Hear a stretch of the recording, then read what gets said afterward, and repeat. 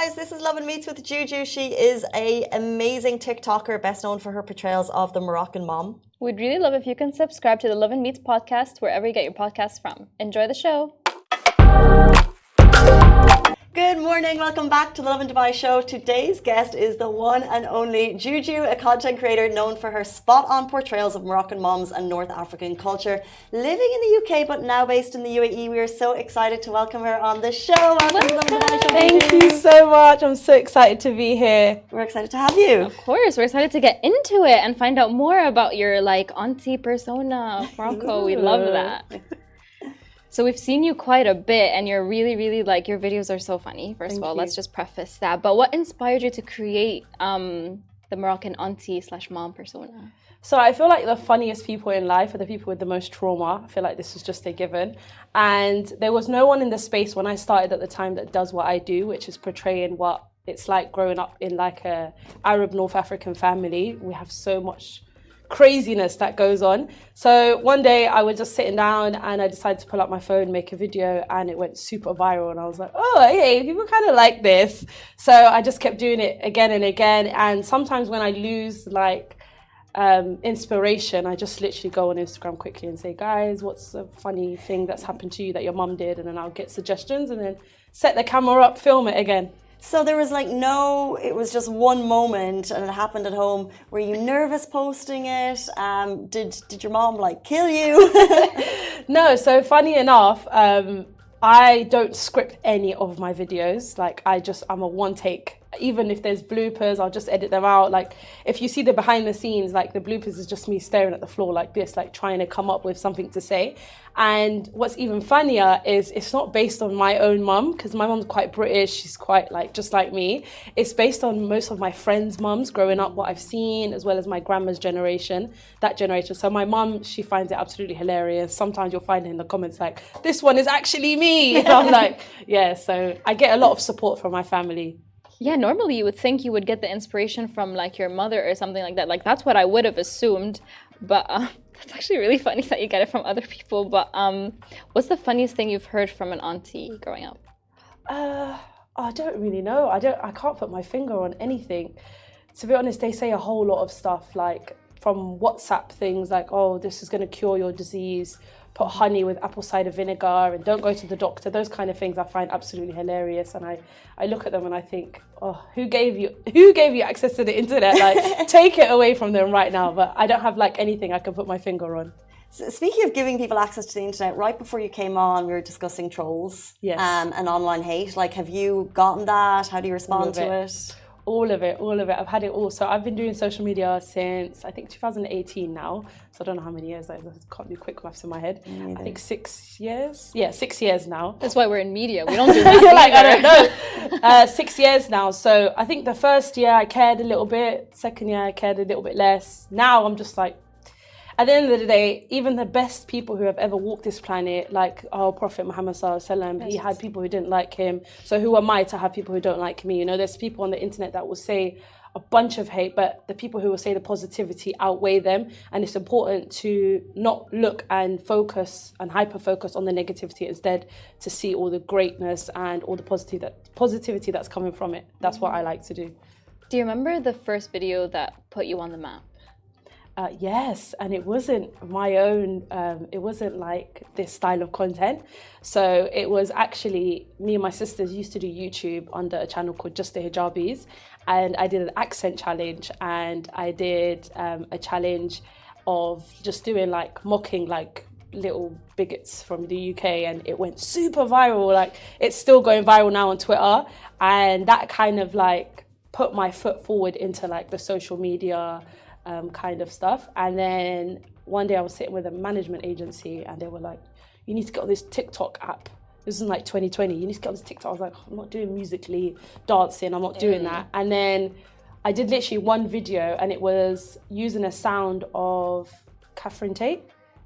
Catherine Tate, and it went viral again. And I was like, okay, I guess I'm made for this. This is a bit of me. Yeah, so. What was the Catherine Tate sound?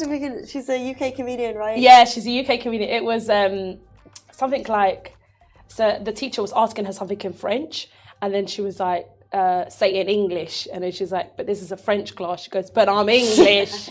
And then so that, and people really liked it because of my accent challenge I'd done before. It was on brand for me. So yeah, but then I shifted my content completely that random day that I just decided to make that video. Because my thing is, I do skits across the whole board. I don't just do Moroccan mum. I do like the builder, the dentist, the NHS nurse, and all this stuff I do across the board. But the Moroccan mum is definitely the people's favorite. So, yeah. It's definitely one of my favorites, honestly. Thank like you. it's also kind of relatable. Like, I'm not Moroccan, I'm Egyptian, but like I relate to it Same. so much. I relate to it too. You know what? You can be from anywhere. I think when people have children, they just all get this handbook like installed in their brain, and then they're all the same. Like, people are like, who's my biggest inspiration behind the videos? It's me in the future. Like, it's in me. It's somewhere there in the back. It just hasn't come to the front yet. So I think we all have similar upbringings, and that's the beauty in the kind of responses that I get from my videos. It's people from all around the world are like, this is my Mexican mom, this is my English mom, this is my French mom. I'm like, oh, we're all the same. So yeah. Literally. You don't have to be Moroccan to relate to it at all. No. Where do you want to take it, you know, because you're huge on TikTok and you obviously have this amazing eye to pick out, like, you don't like to find those like teeny tiny relatable things that everyone's like, yes, that's me. It doesn't matter if it's like Irish, Moroccan, French, Algerian, like people just relate. So like, do you want to put that on a stage, or like, where do you want to take it? Yeah, I would love to. My dream is to have like the Catherine Tate show. So Catherine Tate is a UK actress, and she started off with her own show where she did live and non-live, and she would play different characters and bring them to life, and all of them were so different. Like, there's the I'm above it, that's one of them. So she's like a big inspiration. There's also, I think her name's Madam Joyce. She also has something similar. So I'd love to have my own show like that, and also like have segments where I'm doing skits, but then also have segments where I'm interviewing people and stuff like that. To be honest, I'm a bit of a crazy person, but I want to do so many different things. So that's why I haven't done anything yet, because there's so much different avenues that I'd like to explore. So I mean, humble, haven't done anything yet. No, not really. Apart from I've stopped at social media, but that is one of the reasons why I came to Dubai, because I felt like in the UK my social media just kind of like stopped, and I didn't have as much opportunities to go to the next level. So I was like, I need to change the environment so then I can be more motivated to do more. So your move here was entirely for your career? Yeah, 100%. And for safety reasons, and because right. obviously I wear hijab, and, you know, I'm an ethnic minority in the UK. So for me, coming here to a country that is so welcoming to expats was just amazing for me. Dubai was actually the first place I ever felt like home, because being from two nations, being British and growing up with completely British values, and then being culturally Moroccan, and my blood is Moroccan, and both when I go to Morocco, I'm British. When I go to England, I'm Moroccan. Whereas when I came to Dubai, like most people here are expats. So you just blend in so easily. Like, everybody's on a journey. Everybody comes from like 2 or 3 backgrounds. So it was the first place I actually felt like, oh, wow, I'm not an outsider, I fit in. So yeah. So true. However, I know that we're super welcoming people. People are welcoming. Is the TikTok scene welcoming? Because like so many creators also have moved to Dubai, and I wonder, is it like a bit competitive behind the scenes, or have you found like content creators want to work together and make content? I feel like it is what you make of it, and it like when, for example, for me, there is a lot of content creators that want to collab, and I'm like, yeah, let's do it, and like sometimes we do it, and other times our times clash. But for people who don't want to do that, or like we call them the gatekeepers, I'm just like, that's a reflection on themselves. And you kind of need to take that rejection and put it somewhere else. There will be someone out there who is willing to collab, someone out there who's willing to help. And also, as long as you stay true to yourself and you know what you want to get out of the like social media scene, you will work 10 times harder if you are ostracized or you're not helped. So for me, somewhere like Dubai, where it's so easy to network, like you could be sitting down in a coffee shop and you're right next to the CEO of the biggest company in the Middle East, and it's so easy here to kind of know people who know people who know people. So for me, it's not really a struggle. There's more than enough of pieces of the pie to go around for everybody. Magic time to be in Dubai, I would say. Yeah, I agree, to be honest.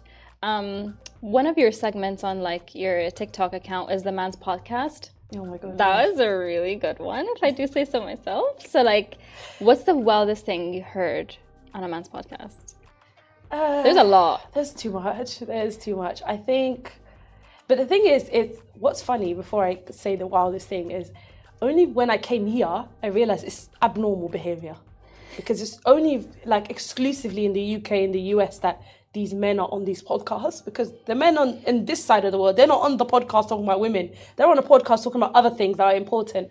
So I think the wildest thing is women shouldn't work and shouldn't study, because then you're in an environment with men and testosterone and stuff like that, which actually contradicts Islam, because in Islam, the first women, the Prophet ﷺ's family, wives, friends, all were working women. They were all given into society. So that's definitely the stupidest thing I've heard. So I'm just like, but the same time, when they go to the doctor, they take their wife to see the doctor. They want the doctor to be female. So, make it make sense. Make it make sense, because, you know, the whole thing is that, like, traditionally Western would say, you know, it's conservative over here, but yet those ideas are springing up there. I don't know much about these podcasts. Like, how common are they? Are they mainstream? Very common in the UK. Mainstream, I wouldn't say, but they're very popular. You know what? I feel like a lot of people nowadays say things to go viral. They say controversial things on purpose because they just care about the views, and they just, you know, birds of a feather flock together. So their kind of audience are the negative, the haters, the trolls on the internet. They give into that kind of content. They love it. They love hatred. They love bigotry, and they love, you know, sexism. They love it. So that's why they're given a platform. And unfortunately, the more bad noise you make, the more people are going to hear you. Whereas people that are doing good, the people that are making a positive change, they're not necessarily given the platform to speak or being heard, because trolls like to troll. This is the truth. It's interesting. You see some of the posts that we share and the amount of comments you'll get on one versus another, and like the lesser engaging posts sometimes are actually much more powerful, much more impactful, might help people, might be positive, but you get the negative comments on like the lesser posts, and it's a shame. Yeah. However, quick question: have you seen Love Is Blind? Yeah, of course. Love Is Blind Habibi? Oh, Love Is Blind. I don't know why my brain set up what you said, Lovin. I don't know. Sorry, guys, too early for me. Love Is Blind, no. I haven't watched Love Is Blind Habibi because I'm waiting until the hype is over. I like to watch things after everybody's had an opinion, because I like my own opinion, and I don't want to be like watching the show and then scrolling on TikTok and then being like, oh yeah, actually, let me rewatch that scene. I want everyone's opinion to leave, and then I come up with my own. However, I've seen scenes on TikTok like going viral, and I've heard stuff like my friends, I'll hear them talking about it, and I'll just be like, okay. And what are your thoughts on the Moroccan guy? Because he gets a lot of backlash. He gets a lot of backlash. But I always think, like, towards the end, and the woman gets a lot of backlash as well. But but have you seen the clips of him and how? Yeah, I've heard. Sorry, my nose. I've heard like that he's quite controlling, people would say, and he said something like, you know, my woman needs to stay at home and all this stuff. But I feel like when it comes down to relationships, I feel like it's really dangerous to have an opinion on what someone is looking for in a partner, because everyone's different. There's going to be a girl out there who is going to hear that and be like, wow, that's exactly what I want. I want to be at home. And then there's going to be other women out there who's going to be like, no, how could he say that? That's so controlling. So for me, I'm like, if that's what he wants, give the guy what he wants. He's clearly looking for something, and he's come onto a show, and he does have his very strong cultural, you know, beliefs and his ways, which is very common within the North African and Arab society, to have these very, you know, I'm looking for a housewife, I'm looking for I can't remember what it's called. Anyway, yeah, like a housewife figure instead of like a working woman. A lot of Arab North African men have this, and stay-at-home mom. Yes, that's it, stay at home, and their marriages work out. Like their marriages are thriving. So who are we to judge? Teach their own, really. Exactly. I mean, if it works out, works out. Exactly. What did I want to ask? I wanted to ask something about the UK versus Dubai. Oh, the audience. Do you think the audience there versus here, are they different or are they same? I think a little bit. Like here, I find I have had a little bit of a culture clash when it comes to content creation, because I feel like the content creation here and what people like to see is much like so much more different to the content in the UK. In the UK, we're very sarcastic. Our jokes are quite dark, and we're quite like, we'll cuss you out and you'll find it funny. Here, it's like, no, it's different. Yeah. It's way different. Here, it's like more, I don't want to say cringy because that's not a nice word to use, but it's more like childish. It's more like fun and like creative. So I have had like a little bit of a culture clash. I'm like, oh, okay, clearly this is not what people like to see here. But then when I've had like conversations with my manager and with many like people, and they're like, just don't change your content because there's people that are looking for that content here. So apart from that, it was kind of the same, to be honest with you. The support is the same, and across the board it's the same. It's just the kind of style of the content and what people like to see is quite different. I will say that. I would agree that I think we're a safer audience, which actually works in our favor as creators, I would say. Yeah. Before you leave us, we have a little game we'd like to play. We want to play a game called Arab Mom Reacts, Moroccan Mom Reacts. Okay. And we've got some scenarios here, so we can read them out. Or would you like to read them out? You read them out. Okay, and then we'll get your reaction. Okay. As a mom. Okay. All right. Go into character mode. So yeah, channel that. Okay, so my aunt caught me going into my boyfriend's car. Oh, you are going to a boy's car? Why you don't have your own car? You know what? I'm going to talk to your mom. It's disgusting, this behavior. It's not like girls. This is not cute. This is not demure. This is disgusting. Oh my god, I totally related to that. I want to do one. I feel like I'm getting in trouble here if I read it out. I don't feel It's like alright, if I don't get worry. in trouble. Oh, okay, interesting. I went 50-50 with my boyfriend. First of all, why you have boyfriend? You need a husband, okay? Boyfriend, he will waste your time, he will take your energy, he will use you. You know, boys, they're not too much clever, yeah? The girls, they know this, the girls is gonna love them, so they don't put in the effort. You need to be the wife, first of all. And second of all, is 50-50. I don't understand it. Me, I don't know. Because the man, he doesn't have a womb to have the baby 50-50, so you don't have it the same pocket as him. He has one job and you have another job. This is it, simple. If you want to be stupid, then you can go and do that, but it's not clever. I tell you now. Moroccan auntie has advice. Wise auntie, wise auntie. Let's do one more. All right. Ooh, spicy. I was caught using Tinder dating app. You know what, Binti? Even I don't like this one, yeah? But nowadays, what you can do? Where you gonna meet the people? You know, is a Tinder, is a Minda, is the same. You know, as long as you have your filter on, okay. Because even online is better than go in the street and talk to the men. You know, I don't judge in this one. This is okay as long as you're looking for a marriage. You want to do boyfriend and girlfriend? Haram, not allowed. No. But it's okay. Auntie, what filter should I have on Tinder? You know, you can put like a 6'4" guy with a good job, with a nice family, you know? Something like this. Don't look for like the guy, he's just like, you know, is useless, you know? He's gonna look at you, look at me. You know, there's a saying in Moroccan, we say, شوفي نشوفك طاجين الحوت. Like, you know, tagine of the food. You know, sometimes we have a fish tagine and the fishes are looking at each other. So we call it look at me, look at you, like a tagine of hoot, like a tagine of fish. Yeah, what are you going to do with the man? You can't just look at him, he's going to look at you. He has to have something, you know. Has to be the provider. Yeah, exactly. You know, it's funny, we're sitting in the studio, but I have this vision of you sitting in this couch and we're all coming forward with our partners and you're just being like, no, and I have to walk away if Farah comes. Yeah, literally, no, move. How to now? Oh, Juju, first of all, welcome to Dubai. You've been here a year. Thank you. It's been a long time coming to have you on the show, so thank you so much for joining this morning. It was such a pleasure to have you. Thank you for having me. It was so exciting. And that brings us to the end of the show. Thank you, Farah. Thank you. And we'll be back here tomorrow morning, same time, same place. Bye-bye.